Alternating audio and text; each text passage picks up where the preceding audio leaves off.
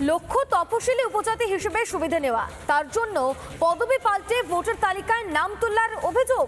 SIR আবহে এমনই অভিযোগ উঠল আলিপুরদুয়ারের এক ব্যক্তির বিরুদ্ধে, জানিয়ে জোর শোরগোল হ্যামিল্টনগঞ্জে।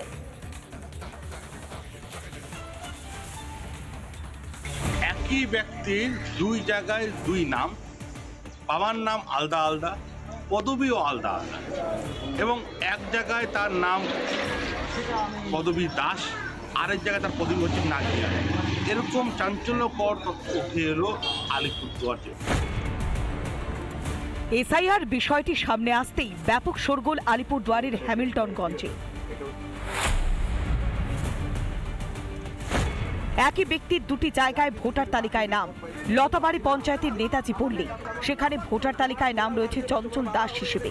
অন্যদিকে কালচিনি ব্লকের দক্ষিণ সাঁতালি এলাকায় একই ব্যক্তির নাম দেখাচ্ছে চঞ্চল নার্জি নারী। এটা কিভাবে সম্ভব? বাঙালি ঘরের ছেলে, আমাকে ওইখানে এসটি ঘরে আমাকে পেলে বড় করছে। এখানেও তো একটা নাম আছে আপনার, চঞ্চল দাস। না, ওইটা আমি কোনোদিনও এটা উঠায়ও নাই, আমি জানিও না কিভাবে উঠলো তাহলে। সেটা ওনার বিএলওর বলতে পারে।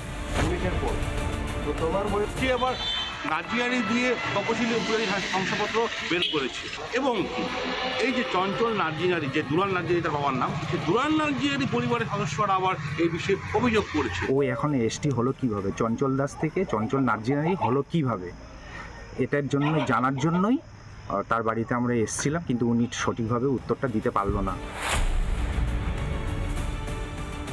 এখন তো যেহেতু বাবা মা জীবিত, বাবা নেই, মা আছে, পরিবার, দিদি আছে, সবাই আছে, তারপরেও নার্জিনারি করেছে, এটা তো হয়তো কোনো সুযোগ সুবিধা পাওয়ার জন্যই।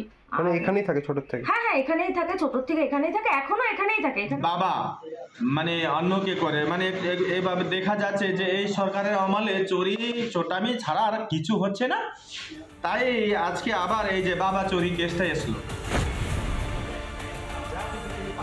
কোথাও দেখা যাচ্ছে ভুয়ো বাবা, কোথাও দেখা যাচ্ছে বাবা চুরি, এরকম ঘটনা কিন্তু সামনে আসছে আলিপুরদুয়ার জেলা থেকে। আলিপুরদুয়ার থেকে চট্টোপাধ্যায়, পাবলিক বাংলা। নানা ধরনের কন্টেন্ট দেখার জন্য লাইক করুন, শেয়ার করুন আমাদের ফেসবুক পেজ, সাবস্ক্রাইব করুন আমাদের ইউটিউব চ্যানেল। পাশাপাশি অন্যান্য ব্রেকিং নিউজের জন্য অবশ্যই চোখ রাখুন রিপাবলিক বাংলায়।